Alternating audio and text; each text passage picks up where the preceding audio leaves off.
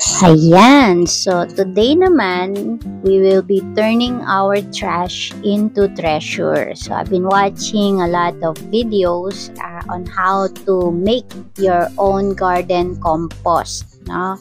So dahil meron na tayong malaki-laking lugar na pwede nating pagtaniman, so I thought of starting to create my own garden compost so that in the future kapag okay na, no, I can I have my own compost na. So madalas sa atin we have a lot of kitchen scraps, mga cardboard boxes na nagpa-pile up lang sa bahay. So instead na isama-sama natin yan sa trash, so we opted to segregate, ayan, no? So why not turn them into nutrient-rich compost para sa garden.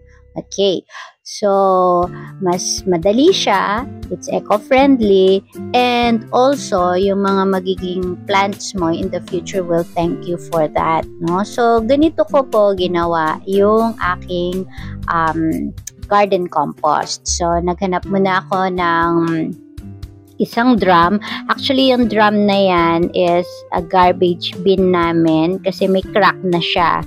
So, ang ginawa ni Wendell, nag-drill pa siya ng hole sa baba para may singawan. Ayan. So, I took a spot, I pick up a spot in my house wherein dun ko ilalagay yung aking ayan, yung aking drum, no? So, kailangan yung spot is shady corner, pwedeng sa backyard, tapos, yun nga, yung ginagamit nating drum will be our compost bin, no? And then, make sure it's somewhere na pwede mo siyang madaling ma-access. Pero, not too close to your back door, syempre, kasi, syempre, may kakaroon ng amoy ito at kung ano-ano pa, no? And then, if you saw, I layered down muna mga cardboard, no, which is a egg tray. So broke it down, no. So we have to layer down yung ating compost, garden compost, kasi para mas lalo siyang maging maganda, no, and to help it kumbaga parang mas mabilis yung composting niya. So, isipin natin na kapag gumagawa tayo ng compost, para tayong gumagawa ng lasagna. Yeah, yun ang favorite ng mga anak ko na niluluto ko is lasagna. So, una, we start with the dry stuff muna, like yun nga, yung we tore up cartons, mga papers, or mga dry leaves. This will keep things from getting too soggy. Okay? Yung hindi siya malambot. And then, you can add your kitchen scraps like vegetable cuttings, fruit peels, kung may coffee grounds, much better. And then, eggshells, no? Kailangan yung eggshells medyo i-crush natin ng kaunti. Ayan.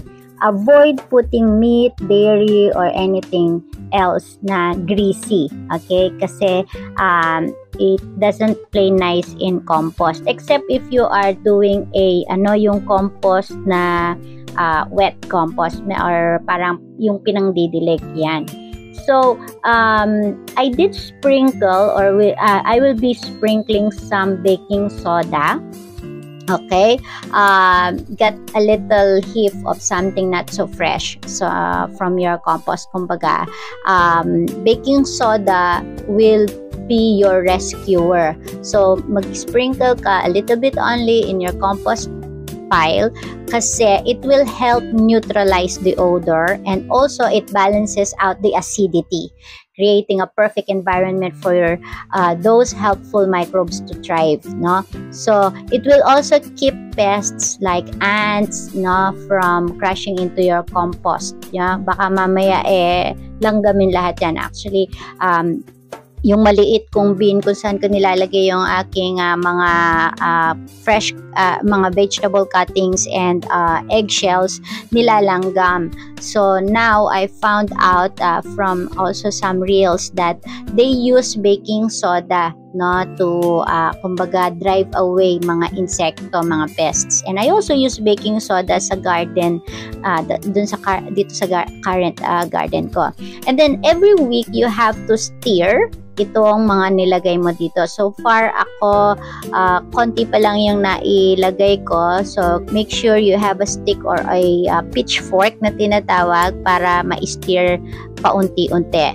That will help air circulate and speeds up the breakdown process ng iyong compost.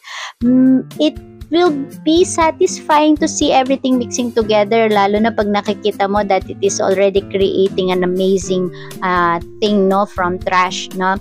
So it will take a few weeks to a couple of months for everything to break down, no, in that rich, dark, earthly smelling compost gold, no. So you'll know it's ready when it looks like soil. Ayan. So it doesn't smell like kumbaga parang spoiled na pagkain.